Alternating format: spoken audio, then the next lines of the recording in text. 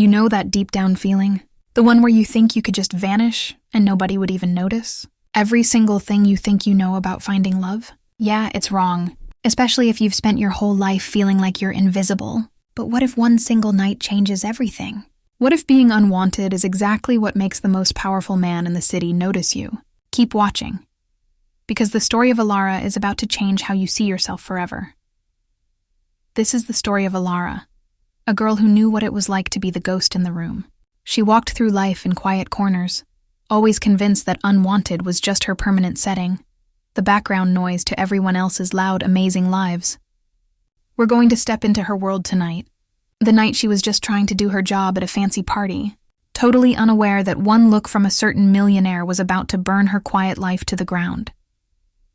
Elara's problem wasn't a bank account or a bad boss. It was the voice in her head, that constant whisper that said she wasn't enough, that she was forgettable. This wasn't just a feeling. It was a way of life, built over years of being overlooked. She was working the charity gala at the Sinclair Ballroom, a place where people who were seen went to be seen. Elara was in a simple black dress, the uniform, melting into the shadows by the coat check station. The air smelled like expensive perfume, old money, and chilled champagne. Every laugh was too loud, every dress too bright. Elara felt the familiar ache of standing on the outside looking in. She adjusted a stray coat, her fingers tracing the softness of the expensive cashmere. This was the world of them, and she was the hired help, the wallpaper, the kind of girl whose name you forgot before you even finished saying hello. Tonight her challenge was just to make it to midnight without feeling the familiar, crushing weight of her invisibility. She watched a couple laughing near the main entrance, the woman leaning into the man, her smile effortless and bright. That's what it looks like to be wanted, Elara thought, a dull, heavy feeling settling in her chest. She had never been anyone's main character. She was a silent extra in every scene. The feeling was a deep, cold ache that she had simply learned to live with, like a chronic, quiet illness. The night stretched on, a blur of clinking glasses and meaningless small talk that never reached her. Elara was meticulous, her movements precise, her eyes scanning the racks, ensuring no one's fur stole or designer jacket went missing. It was a job that required her to be there, but not to exist. A perfect role for her, then the incident. It wasn't dramatic, not like in a movie. It was quiet, but it was everything. A young man, probably too many glasses of bubbly in, stumbled near the coat check. He wasn't malicious, just careless. As he tried to regain his balance, his arm knocked a half-full glass of ruby red wine straight off a nearby pedestal table. It didn't splatter over anyone important. It flew over the edge and landed with a sickening splat right on the hem of Elara's black skirt. The young man barely registered it.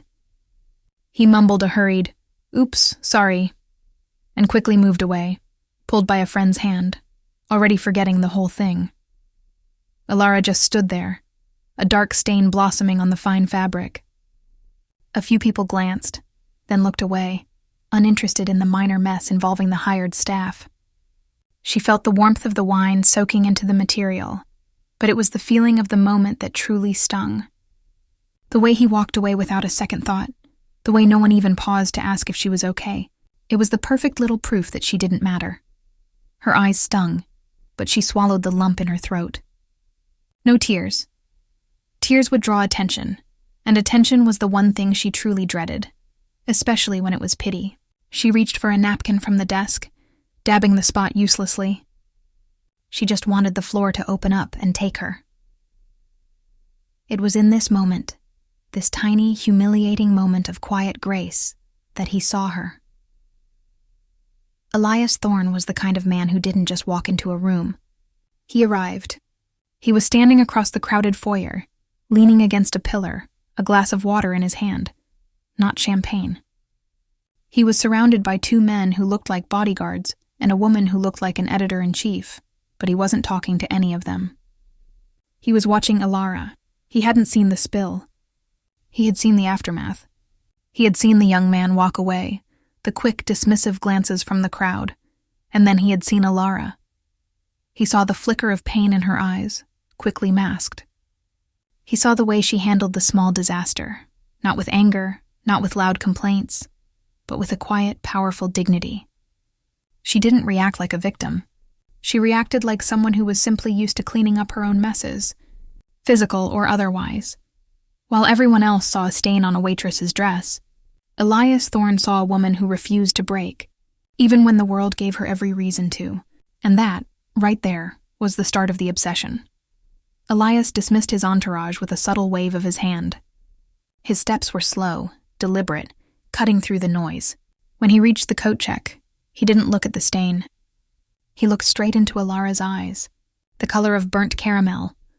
"That was incredibly rude," he said, his voice low, a deep rumble that somehow cut through the ballroom chatter without being loud. Elara was startled. She hadn't seen him approach. She felt her face flush, heat rising up her neck. She looked at his suit, which probably cost more than her whole year's salary, and then at his eyes, which were intense and impossible to read. "It's fine, sir," she murmured, already retreating into herself. "Just wine." He didn't move. He leaned in just a little, resting his hands lightly on the marble counter. "It is not fine. Someone treated you like an inconvenience, and you accepted it as if it were a fact of life." She blinked, confused. People never talked to her like this. They talked at her, or through her. But he was talking to her, and he wasn't talking about coats or drinks. He was talking about her. I need to get it out," she said, gesturing vaguely at the stain. It was the easiest thing to focus on. "Elara," he said, and the sound of her name on his lips was like a sudden, warm shock. She hadn't told him her name. The small tag on her uniform must have given it away. "The wine will wash out. The way they treated you, that's what clings. And you let it." She finally looked up, really looked at him. He wasn't handsome in a movie star way. He was handsome in a way that made you feel slightly dizzy, like staring directly into a bright light. He was pure focus. "I don't know what you want me to say, sir," she whispered. "I want you to admit it bothered you. I want you to stop acting like being invisible is the safest place to be." He paused, and a small, almost undetectable smile touched the corner of his mouth. "My name is Elias Thorne, and I've just spent the last 5 minutes finding out everything I can about you from the event organizer's notes." Her heart did a frantic little flip. "You did what?" "I've been looking for something real in this whole mess of a party," he explained, a genuine, raw honesty in his tone that contradicted his powerful appearance. "And everyone else here? They're giving performances. You were just living it. You felt slighted, you swallowed it, and you got back to work. That's not normal, and it's the most interesting thing I've seen all year." The whole encounter lasted maybe 3 minutes, but it felt like the world had tilted. He didn't ask her out. He didn't flirt. He just laid bare her deepest fear and her quietest strength, and then he slipped a card onto the counter. It was heavy, black, and completely blank on one side, with only his name and a private number on the other. "Go home," he said simply. "Go home and think about what it feels like to finally be seen, even if it's just by one person. And if you decide you don't want to be a ghost anymore, call me. Not for a date, for a conversation about what comes next." He turned and walked away, melting back into the crowd of people who truly belonged there. But for Elara, the world had changed. The stain on her dress didn't feel like wine anymore. It felt like a brand, a memory of the moment someone powerful had seen her at her weakest and called it strength. Elara clocked out exactly at midnight, her mind spinning. The drive home was a blur. She kept replaying his words, "Stop acting like being invisible is the safest place to be." She touched the black card in her pocket. It felt like a small heavy stone, a piece of a life that wasn't hers. For 2 days, she didn't call. She went to her other job, cleaned her apartment, and tried to push the memory of Elias and his intense gaze out of her mind. She told herself he was just being kind, or maybe he was playing some sort of strange game. People like him didn't get obsessed with people like her. They moved on. They forgot. But Elias Thorne was not a man who forgot. He was a man who acted. On the 3rd day, a massive antique wooden birdcage was delivered to her small, plain apartment door. It wasn't just any birdcage. It was a stunning piece of art, intricately carved, too big for her living room. And inside, sitting on the velvet perch, was a small, perfectly folded note. It read, "Ghosts don't live in cages." But I need to know you are safe and that you are thinking of me. No signature. The message was strange, almost unsettling. Yet it made her heart pound with a terrifying excitement. She finally called. "You're calling about the birdcage," was the only thing Elias said, answering on the first ring. "It's huge." "Mr. Thorne," Elara managed, trying to sound calm, but her voice was shaking a little. "I don't even have a bird." "The point is not the bird, Elara. The point is the cage. You've been living in a cage of your own making, built from years of being overlooked. I'm just trying to show you what it looks like from the outside. That cage is too beautiful, too bold to ignore, just like you." The conversation that followed was the most honest exchange of her life. They didn't talk about the weather or movies. Elias wanted to know everything about her feeling of being unwanted. He pressed her on it, digging into the moments that had built that wall around her heart. He didn't treat her feelings like something to be fixed or dismissed. He treated them like data, like the key to a puzzle he desperately needed to solve. "They didn't see you, because they only look for reflections of themselves," Elias explained during a later, long phone call weeks after the gala. "You don't reflect anyone. You're quiet and you observe. You listen. You don't perform. In this city, that means you're not valuable. But to me, that means you're the only person who is truly listening to me, even when I'm silent." His attention was a terrifying, wonderful, all-consuming thing. He started small, sending books he thought she would like, not expensive gifts, but things that showed he was paying attention to her internal world. A rare edition of a poet, she mentioned. A specific blend of tea she had once said she liked. Then, the meetings became face-to-face. He showed up at her simple workplace. Not the fancy gala, but the small bookstore she helped out at on weekends. He didn't buy anything. He just sat at a small table watching her, a powerful anchor in her otherwise chaotic life. His gaze was a constant presence, a heat that melted the ice of her self-doubt. One Saturday afternoon, a mean-spirited former acquaintance, Sarah, walked into the bookstore. Sarah had a history of making Elara feel small, dating back to high school. "Elara, you're still shelving books? Guess some things never change," Sarah said, a fake pitying smile on her face. "Still the quiet one, hiding in the back?" Elara felt the old wall of shame rise up, but before she could mumble an excuse, Elias stood up from his table. He didn't yell. He didn't even raise his voice. He simply walked over and stood right next to Elara, his towering presence making Sarah suddenly look tiny and uncertain.